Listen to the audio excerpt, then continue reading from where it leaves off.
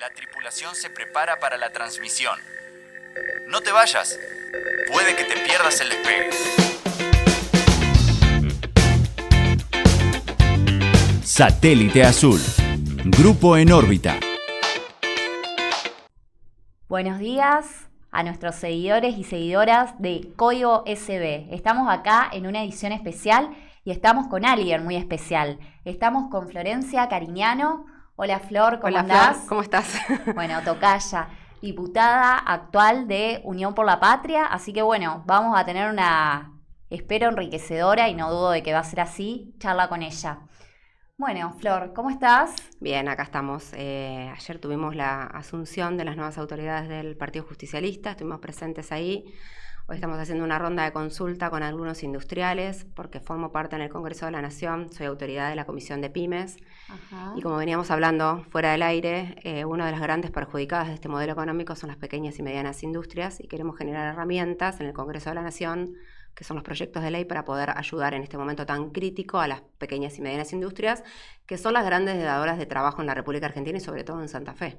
No, ni hablar. Bueno, veo que tenés una agenda ajetreada y vamos a profundizar sobre ese tema porque me interesa especialmente. Yo creo que a todos nos interesa hablar un poco de lo que son las ley bases, el RI y bueno, la situación de la pequeña y mediana empresa, de la que en la provincia tenemos muchas, afortunadamente.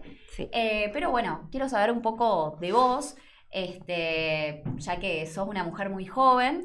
Y se puede decir que tu trayectoria como dirigente es bastante significativa. Me gustaría saber cuál fue tu primer contacto con la política, o al menos con la política partidaria.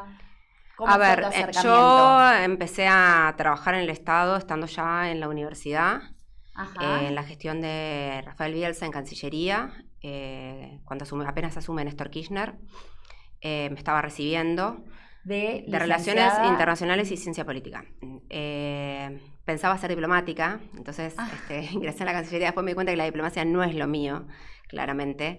Soy incorrecta políticamente porque digo cosas que muchas veces molestan y no deberían decirse, pero creo que eso también es parte del hacer política, de romper con algunas estructuras y decir la verdad de lo que uno piensa para poder ser creíble, porque si todo está bien y si todo está lindo y si decimos lo que corresponde y lo que quieren escuchar, la verdad que no sirve para mucho hacer política cuando uno quiere transformar la realidad. En la política en sí, bueno, yo vengo de una familia política, pero más allá de eso, de que siempre estuvo en la mesa de mi casa, en mi casa, desde chiquita, yo hice toda la primaria cuando mi papá era presidente del PJ acá de Santa Fe. Ajá. Entonces, básicamente pasaba todas las tardes en el partido haciendo la tarea. Mi casa era una unidad básica. Pero después eso también te trae un alejamiento de la política, porque digo, cuando algo es tan intenso en tu vida, sí, cuando tomás fuerza, lo único que le pretendés es alejarte de todo eso un poco, porque en su momento fue la vida misma tuya. Entonces, volví a la política con Néstor. Néstor fue el que me generó esas ganas de militar, de salir a la calle, de hacer cosas por los demás, de entender que la única manera de transformar la realidad es a través de la política. Y me involucré y empecé a militar con Néstor Kirchner. Vos sos de las que se podría decir, las que podrían cantar fielmente "Tengo un cuadro de Perón en la cocina". Había de Perón y Evita en la cocina, pero claro, era imposible hablar de Perón mal en mi casa, porque mi mamá, aparte de mi mamá, que era más peronista que mi papá todavía, siempre justificaba absolutamente todo de Perón. Yo estudiaba historia y decía, pero mamá, esto no, con Perón no, o sea, al punto tal de que cuando me acuerdo una vez en la primaria, la llamaron a mi mamá diciendo que yo no sabía cantar el himno, que lo confundía con la marcha. Pero bueno, era parte de la vida misma mía diaria. Los fines de semana ir a recorrer unidades básicas con mi papá y todo eso, así que el cuadro de Perón y Evita estaba en la cocina. Bueno, ahora bien, vos tuviste, dando un salto mayor en el tiempo, ocupaste un cargo significativo durante la presidencia de Alberto Fernández. Fuiste directora nacional de Migraciones. Sí. En ese sentido, quería que me comentes, que me cuentes o que hagas algún balance de la gestión anterior, ya sea en general o en lo que respecta a lo que fue tu área en particular durante la gestión. Sí, a ver, yo soy muy crítica de la gestión de la cual formé parte. Nosotros formamos parte producto de una coalición que había entre varios partidos políticos y varias facciones del peronismo. A mí no me gustó el gobierno de Alberto Fernández, siempre lo digo, para mí fue un gobierno tibio, y a mí las cosas tibias no me gustan. Fue un gobierno que no decidió ponerse a la altura de las circunstancias que en ese momento la gente requería, que era cambiarle. Nos habían elegido porque el gobierno de Macri había sido muy malo, para recomponer el poder adquisitivo de la gente, para poder darle una vida mejor, una calidad de vida mejor a la gente. Y la verdad es que, primero, hay que admitir algo, que fue afectado por algo inusual, que fue una pandemia mundial que hacía siglos que no había. Por primera vez en la historia argentina, estando yo en la Dirección Nacional de Migraciones, primer mujer en 76 años, todavía soy la única mujer que estuvo en migraciones, todavía no hay una segunda mujer, pero fui la primera en 76 años que se hizo cargo de migraciones, que tiene 237 pasos fronterizos, más de 4.000 personas a lo ancho y a lo largo del país, y ejerce el control en las fronteras. Además de regularizar la permanencia de los extranjeros, es un control que ejerce en las 237 pasos fronterizos. Por primera vez en la historia, Argentina cerró fronteras. Nunca en la historia Argentina había cerrado sus fronteras. Creo que a muchísimos países les ha pasado esto. Digo, la pandemia fue algo inusual para todos los países. Tarde o temprano, porque Estados Unidos empezó siendo liberal en esto y después se cerró totalmente. Nosotros empezamos cerrándonos y después abriendo. Digo, cada uno, no había un manual sobre qué hacer en la pandemia y cómo actuar, porque nadie había pasado jamás una pandemia. Claro, nadie había pasado una pandemia, entonces nadie sabía qué hacer. Entonces algunos países adoptaban alguna medida, otros otra, pero tarde o temprano todos los países adoptamos en algún punto las mismas medidas. Algunos antes, otros después. Bueno, me tocó el peor momento para estar a cargo de migraciones, porque tuve que cerrar los 237 pasos fronterizos cuando nadie sabía cómo hacerlo, con una frontera tan extensa como la República Argentina, y tomar... en realidad, más que yo tomar medidas, el Ministerio de Salud tomaba medidas sobre todas las áreas de gobierno que implicaban mi actividad. Claro, mi actividad de migraciones. Entonces, era un organismo absolutamente machista, porque claramente nunca había habido una mujer, pero además toda la conducción del organismo eran hombres. Y les costó bastante que yo empiece a dar órdenes, cosa que no me cuesta nada a mí. Pero bueno, digo, fue un momento particular en la historia el cierre de fronteras y la apertura nuevamente de las fronteras. Digo, hice el cierre y volví a abrir las fronteras. Y después, bueno, pasaron... Y con cierta gradualidad. Con gradualidad, claramente. Fue en ese momento, acordate que todos los países se cerraron, no había vuelos en el mundo, no había manera de que regresen los argentinos, ni los extranjeros se vayan de acá porque no había vuelos. Nada, fue una situación absolutamente anómala. Creo que no sé si nos va a volver a tocar una pandemia por el estilo, y creo que nos afectó a todos. Y hoy muchas de las cosas que están pasando pueden ser explicadas por el aislamiento que sufrió el mundo entero. En mayor o menor medida. Yo en muchas de las cosas que se hicieron en la pandemia no estuve de acuerdo, tampoco estuve de acuerdo después en muchas de las otras cosas, pero bueno, éramos una coalición de gobierno, no todos podíamos pensar lo mismo y estar de acuerdo en lo mismo. Y fuimos parte de un gobierno que para mí se quedó a mitad de camino. Yo consideraba que era malo, ahora viendo este gobierno creo que siempre se puede estar peor. Sí, o sea, el otro falló porque no tomó medidas, este gobierno está tomando medidas en contra de la gente. No, yo creo que una cosa es ser un gobierno que se quedó a mitad de camino, que a lo mejor no fue lo suficientemente diligente o lo suficientemente radical a la hora de llevar a cabo ciertas políticas, y otra cosa es ser malintencionado, o que tu gobierno detente una cuota de perversión nunca antes vista. Sadismo. Sadismo. Disfruta ver la necesidad y el sufrimiento ajeno, porque tener toneladas y toneladas de comida encerrados en un galpón esperando a que se venzan, cuando sabes que en los comedores la gente está acudiendo porque no puede tener las 3 comidas diarias, tiene que elegir, y vos eso lo sabés, que la gente ha perdido el trabajo. Hay 300.000 personas que hoy no tienen trabajo, lo podés incluso detectar en la cantidad de cuentas sueldos que han disminuido en los bancos. Digo, hay números de esto que te dicen que cada mes aumentan más las cuentas, la suspensión de las cuentas sueldos. Entonces hay gente que se está quedando, y eso es lo formal. Después en lo informal, a la cantidad de gente que se le cortó las changas, que se le cortó el trabajo informal, que es lo primero que uno corta cuando tiene que empezar a hacer ajuste el jardinero, si vos tenías pileta el piletero. Digo, todo lo que vos hacías informalmente que eran changas para muchas de las personas, es lo primero que cortás. Entonces, en un gobierno donde básicamente dicen, si se mueren de hambre, que hagan algo, entonces donde piensa que el rol del Estado no tiene que existir, donde en ningún lugar del mundo el Estado no existe, en ningún lugar, ni siquiera en aquellos países hiperdesarrollados como Noruega, Suecia. Digo, hay un Estado presente, porque siempre, incluso en Estados Unidos, que les gusta tanto a Milei ir, digo, cuando en Estados Unidos las aerolíneas quebraron, las 3 aerolíneas en la pandemia, el Estado salió a salvarlas, a las 3 aerolíneas, digo, que eran privadas. El Estado salió a poner plata para que las aerolíneas privadas no quiebren. Entonces, en ningún lugar del mundo el Estado no interviene en el mercado. Y aparte en Santa Fe tenemos otra problemática, que sobre todo se puede ver en Rosario. Cuando el Estado no interviene en aquellos sectores más vulnerables, el lugar no lo ocupa el mercado, lo ocupa el narco en Rosario. Si vos en un barrio no tenés para pagarle el entierro a tu familiar, no va a venir el privado a pagártelo, te lo paga el narco del barrio. Si vos no tenés con qué pagarle el cumpleaños que querés hacerle a tu hija, ese lugar del Estado, de que te presta el Zoom del Centro Integrador Comunitario, que muchas veces funcionaba para eso, te lo pone el narco, porque es la manera de cooptar voluntades y tener control sobre el territorio. Entonces, es muy ingenuo pensar que en un lugar como Santa Fe, en Rosario, sacando al Estado, el mercado va a regular. No regula nada, es el narco el que regula, por ejemplo, en Rosario. Y en otros sectores directamente si se retira el Estado queda a la nada. El mercado no va a donde no tiene ganancias y es ahí donde tiene que estar el Estado.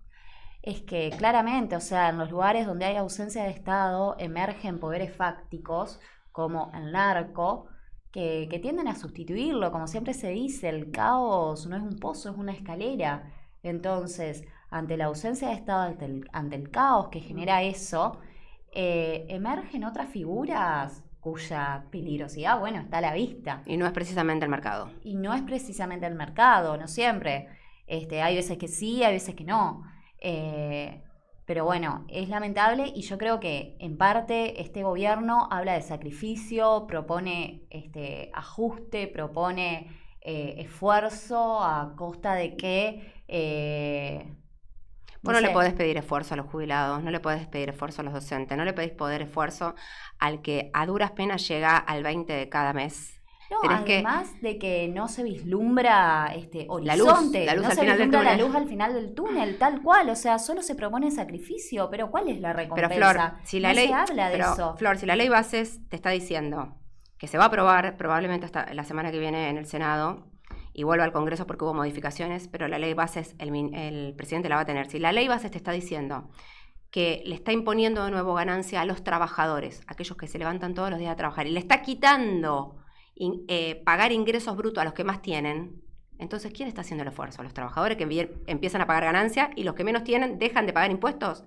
¿Quién hace el esfuerzo ahí? ¿La clase trabajadora? Entonces, es mentira que lo hace la casta, es mentira que lo hace los que más tienen, porque le está quitando impuestos, bienes personales, es la riqueza de las personas. Entonces, los que más tienen van a pagar menos bienes personales. Y los que laburan todos los días van a empezar a pagar ganancias. ¿Dónde está el esfuerzo? ¿Quién lo pone al esfuerzo? Los trabajadores. ¿Y por qué crees que a pesar de que hay recesión y hay ajuste, Milei sigue contando con altos índices de popularidad hoy por hoy? Primero, no pasaron ni siquiera 6 meses este gobierno. Y la gente sigue ilusionada en lo que Milei vendió, que es esta epopeya de que va a terminar... Porque la gente muchas veces culpa al Estado sin entender el rol que tiene realmente el Estado. Que te cierren en una localidad muy chica del interior de la provincia de Santa Fe. La sucursal del Correo Argentino implica que no cobres la jubilación, que tengas que recorrer a lo mejor 200 kilómetros para ir a cobrar una jubilación. El correo hoy no es el correo que nosotros conocimos, que vos enviabas carta y recibías una carta. Hoy el correo sirve para cobrar una jubilación, para hacer trámites. Que te cierran la sucursal del correo implica eso. Entonces, muchas veces la presencia del Estado, la gente ni siquiera la tiene consciente de lo que significa en su vida la presencia del Estado. Pero además, tenemos que hacer un mea culpa. Hubo un mal gobierno anterior. El gobierno de Alberto Fernández no fue bueno. No cumplió con las expectativas y la gente decidió cambiar de rumbo. Bueno, también a la gente, cuando uno se equivoca, a mí me cuesta admitir las equivocaciones. Cuando a mis hijos muchas veces no se las admito y me finjo demencia, como que no sucedieron. Mira, ¿a quién le gusta admitir que se equivocó uno en la vida? Y en una decisión tan grave de bancar a un personaje inestable psicológicamente o que habla con los perros muertos y todas esas cosas raras que día a día nos asombramos y decimos, ¿en manos de quién estamos, por Dios? Bueno, creo que está costando aceptar a aquellos que lo votaron muy ilusionados, porque lo votaron queriendo un cambio y está bien, la gente cuando elige no se equivoca, está cansada de determinadas cosas y le dice no a determinadas cosas. Ahora, estamos viendo que esto está arruinando a la República Argentina. cuando empiece a ser efectiva la ley bases, con el DNU ya 70 ya empezó a desorganizarnos la vida, porque todos los aumentos que se están dando diariamente, que nos están asfixiando, es producto de la desregularización económica que genera el DNU. El DNU le dice, aumenten todo lo que quieran, los precios, la electricidad, la luz, las prepagas, los colegios privados, aumenten lo que quieran, nosotros vamos a poner límite. Bueno, la gente ya está empezando a ver cómo hago para el aumento, va a llegar un momento de decir, basta. Pero nosotros, somos muy respetuosos de las instituciones, somos respetuosos del voto de la gente eligió, lo votó, y ahora él tiene que ejercer su proyecto de gobierno, si es que lo tiene, o su proyecto económico. El problema es que nosotros tenemos el deber como oposición de ponerle un parate a aquellas cuestiones que pensamos que van a ser perjudiciales para todos los argentinos. Nosotros estamos ejerciendo el rol de oposición, y él está ejerciendo el rol de gobierno que vino a hacer. Y la gente está en el medio esperando a ver qué pasa.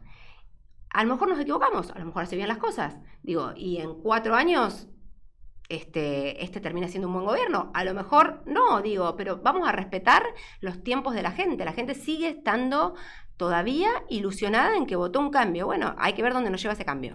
Y en ese sentido, ¿pensás que desde el peronismo hay que repensar las formas de hacer política, hay que repensar el vínculo con las bases, hay que dejar de lado antiguos preceptos, antiguas categorías con las que se analizaba la realidad y que hoy por hoy no tienen eficacia simbólica en la gente o no le dicen nada a la mayoría de las personas votantes?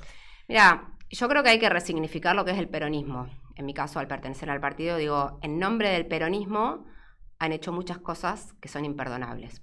En nombre del peronismo hemos tenido algunos candidatos como Daniel Scioli, que es cualquier cosa menos peronista. Ahora es libertario. Cuando le convino fue kirchnerista, cuando le convino fue sciolista, fue candidato nuestro a presidente, fue candidato nuestro a vicepresidente, fue candidato nuestro a gobernador de una provincia importante como la provincia de Buenos Aires, y hoy es el primer libertario y nadie puede decir que el gobierno libertario es peronista. Entonces, en nombre del peronista, personajes nefastos como Daniel Scioli han hecho cosas horribles como traicionar a todos los que en algún momento lo votamos o lo militamos incluso para ser presidente de la nación, que gracias a Dios no ganó. Pero ahora decimos gracias a Dios no ganó, ¿no? Porque nos dimos cuenta que personas sin escrúpulos son capaces de hacer cualquier cosa. Da lo mismo, si soy embajador de Alberto Fernández en Brasil, que si soy secretario de Deportes de Milei. Bueno, en nombre del peronismo han llevado a una magnitud tal al peronismo, tan elástica, que el peronismo a lo mejor para muchas personas no termina significando nada. ¿Qué tenemos que hacer nosotros? Volver a que el peronismo signifique la defensa de los que menos tienen, la defensa de la industria, la defensa del campo, la defensa de la producción argentina. No puede cualquiera en nombre de peronismo destruir la industria argentina, como está haciendo este gobierno, y decirse peronista, y a la vez, haber sido parte de un gobierno como el de Néstor y Cristina, donde básicamente nunca, jamás ganaron tanto los empresarios como con ese gobierno. Entonces no da todo lo mismo.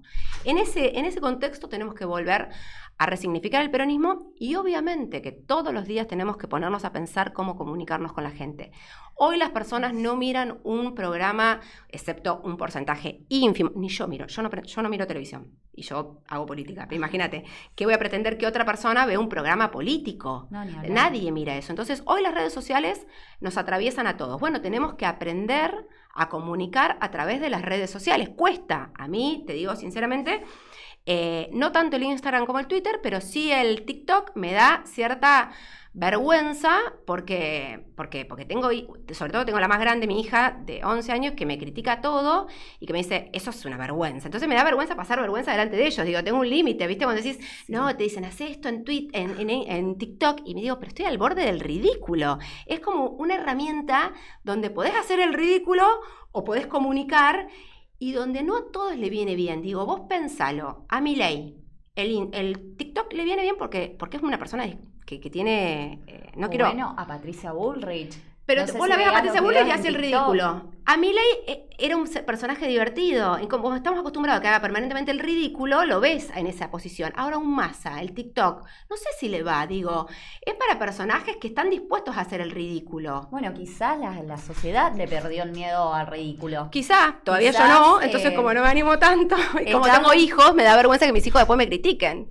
Sí, es que quizás, bueno, la política se ha espectacularizado, como dicen, a cierta magnitud en la que, bueno, la gente perdió como esa vara. Sí, de todas maneras yo pienso que tenés que ser sincero con lo que uno en comunicar, claro. Si yo me pongo, hago la gran Patricia Bullrich, me tomo un vinito y me pongo los pantalones de Rambo y me hago la que estoy arriba de, no sé, estoy en una guerra queriendo fingir cosas que no soy, es ridículo. Digo, yo creo que en tanto y en cuanto uno exprese sinceridad en lo que dice y en lo que hace. Por ejemplo, un video mío se viralizó muchísimo en TikTok, que yo ni lo había subido, el de un discurso en la ley Bases, donde le digo que Conan de Milei o no sé qué.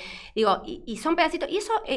la verdad es que yo estaba enojada y digo, y no es que hago un personaje, sino que me compenetro, que me insultaban los de enfrente, los de la Libertad Avanza, y yo me saqué. Y ese video fue casi, me lo pasaban todo el mundo en TikTok, y yo no lo había subido, lo subió alguien y se hizo viral. Bueno, creo que eso es de la sinceridad misma de uno, de que te agarra enojada, que te insultan de enfrente, que le contestás. Digo, mientras uno trate de ser sincero y eso le llega a la gente, me parece que esa es la manera. Después sí, obvio, tenemos que ayornarnos a que tenemos que tener redes sociales, a que tenemos que empezar a comunicar a través de redes sociales. Y no sé si tanto a través de los medios. ¿Quién lee hoy el diario? ¿Quién ve un programa político?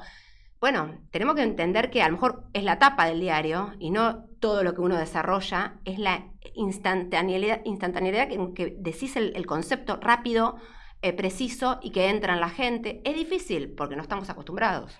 ¿Y considerás que hay algún otro modo de recontactar con las bases, indistintamente de lo que son las maneras o los canales más habituales de comunicación, hoy por hoy los medios, las redes sociales?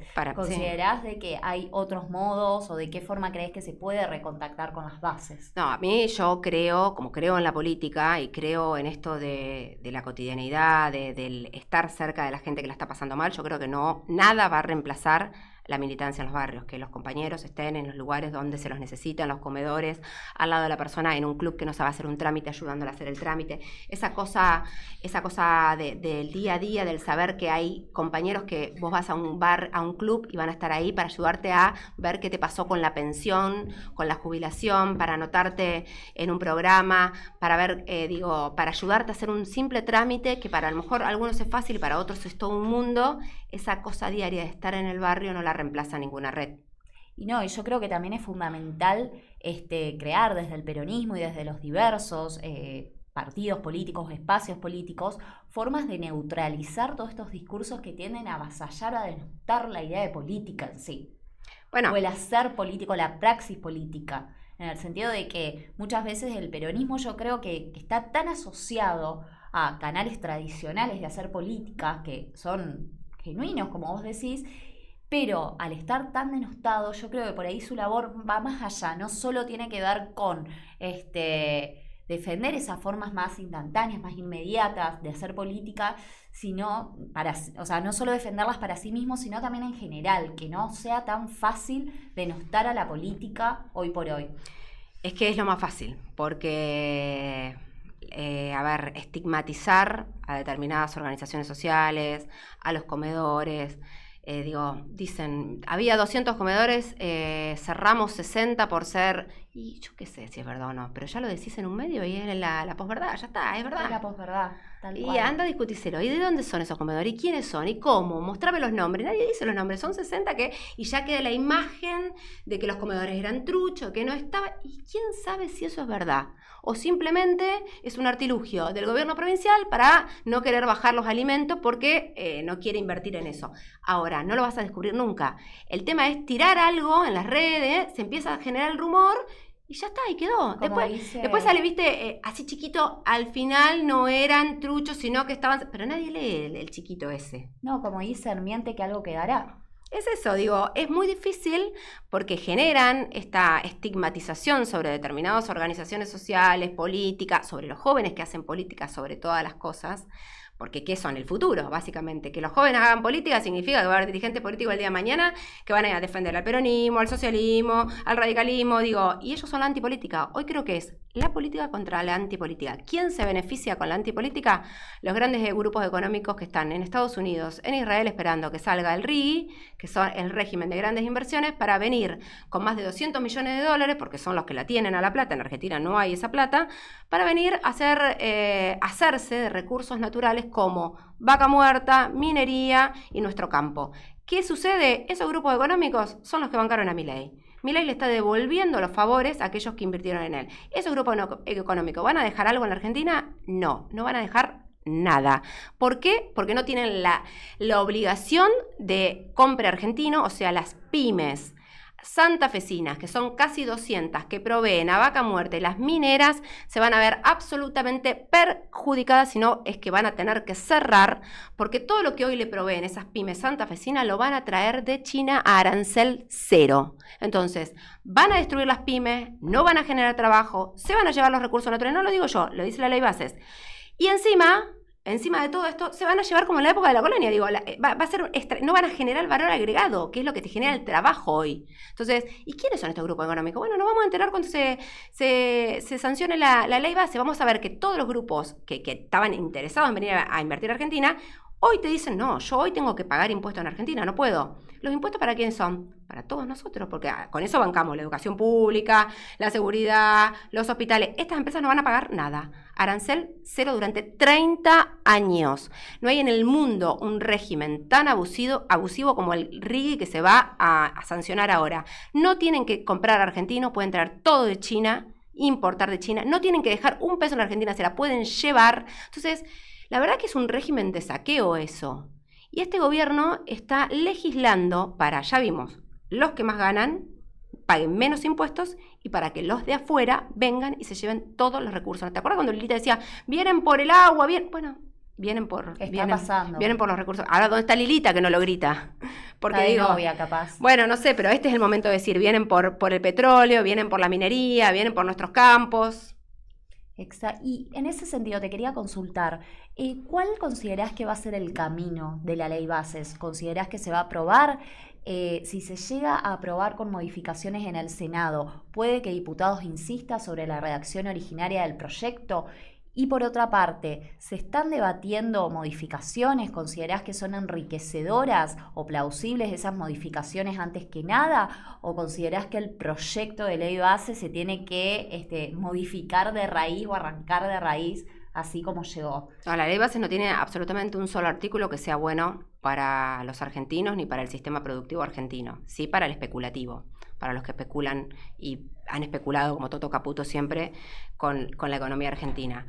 La ley base se va a votar este miércoles en el Senado, va a salir y va a salir peor de lo que fue, o sea, tiene cosas peores de las que se fue de diputados, que ya era mala. No están los votos para voltearla, porque básicamente nos estamos enterando ahora que una de las senadoras va a ir de embajadora a París a cambio de su voto. Digo, están comprando la nueva política, las palomitas blancas, están poniendo mucha plata y entregando muchas cosas para que voten la ley.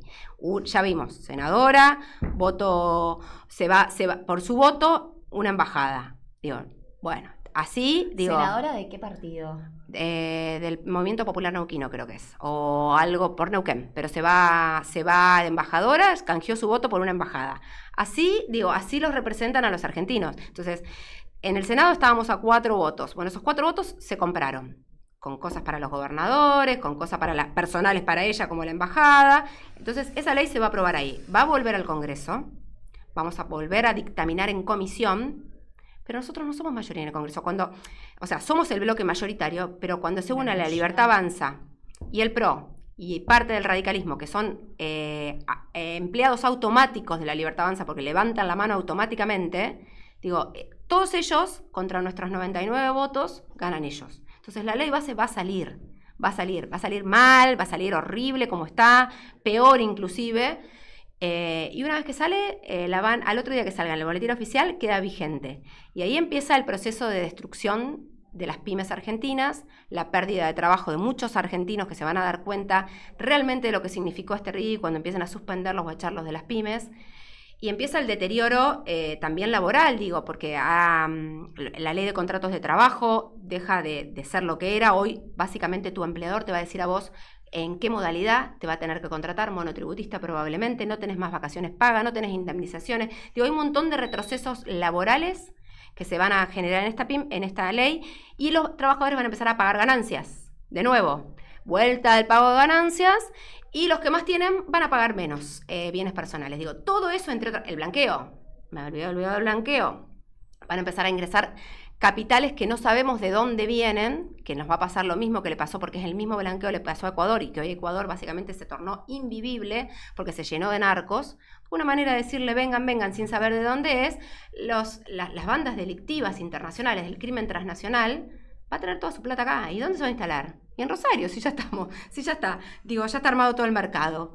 Entonces no hay absolutamente nada beneficioso en esta ley, nada. Y todavía encima sigue vigente el DNU 70, que hace que toda nuestra vida esté desregulada y que los precios de los alimentos en los supermercados suban día a día y que veamos las cuotas de los colegios día a día aumentar y que todo aumente de una manera desquiciada y que por eso nuestro y que nadie sepa en qué términos va a alquilar, por ejemplo. No, bueno, el tema de los alquileres es pero letal. Hoy te pueden decir, mira, pagame en yuanes, te aumento día a día, que está en el propietario el ponerte las condiciones. No hay regulación estatal de ningún tipo. Entonces no hay regulación estatal de las prepagas, no hay regulación estatal en los colegios, no hay regulación en los alimentos, en los alquileres. Nuestra vida ha sido desorganizada. Nuestro próximo paso en diputados, además de la ley bases, de tratar de pararla, que va a ser muy difícil, porque si ellos venden embajadas o venden favores personales a los diputados y senadores que la tienen que votar, es muy difícil ir contra eso, porque no hay una convicción, sino hay un favor económico a cambio.